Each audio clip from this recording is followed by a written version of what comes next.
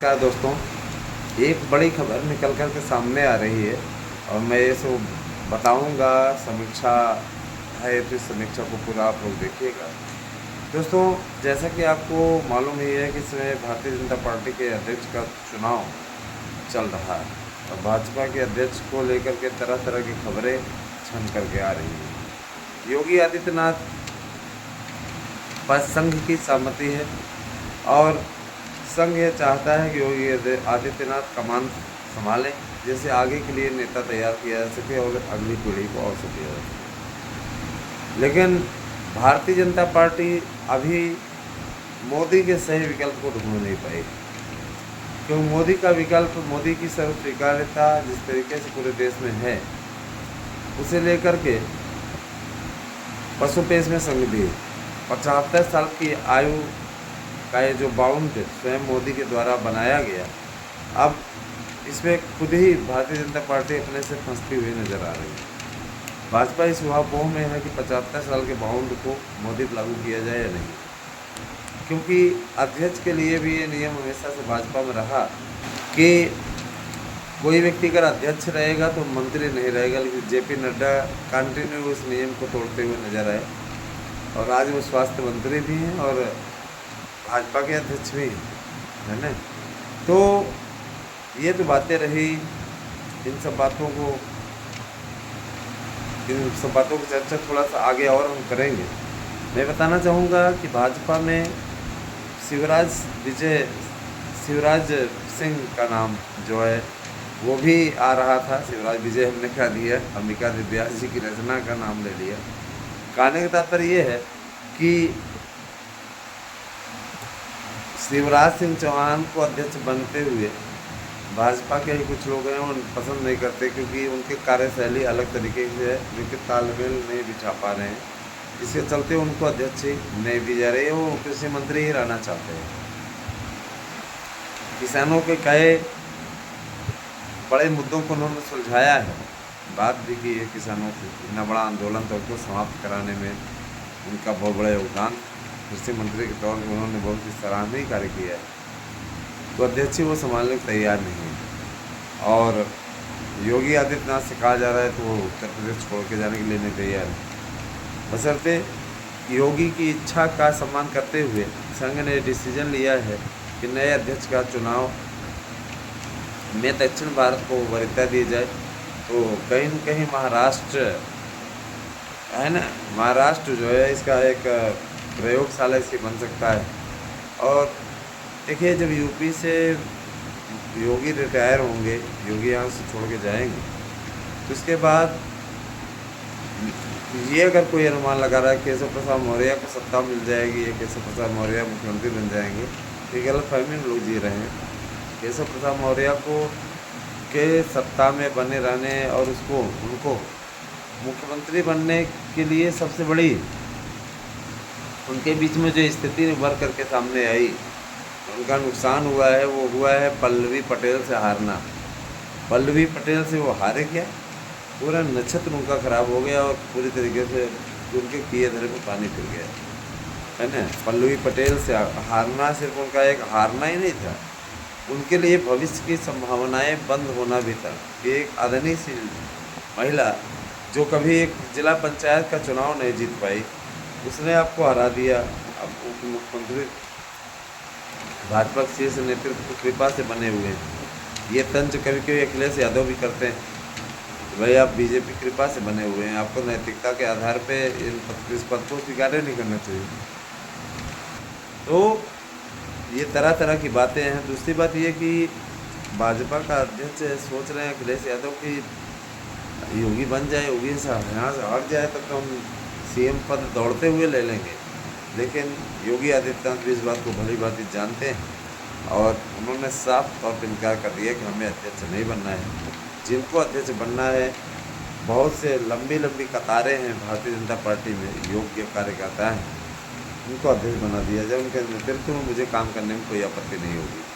फिलहाल ये जो सोच रहे थे बिल्ली पतीला चाट जाएगी और हम लाभ की स्थिति में हम बना ले जाएंगे, हम ये कर लेंगे वो कर लेंगे, इन लोगों को सीधे तौर पे नुकसान उठाना पड़ा है दोस्तों। तो एकदम निश्चिंत हो करके आप रहें। जो भी भाजपा को फॉलो करते हैं, भाजपा के समर्थक हैं, हमारे पास में आंतरिक खबर है, मैं आपको आंतरिक खबर के आधार पे ही बता रहा हूँ।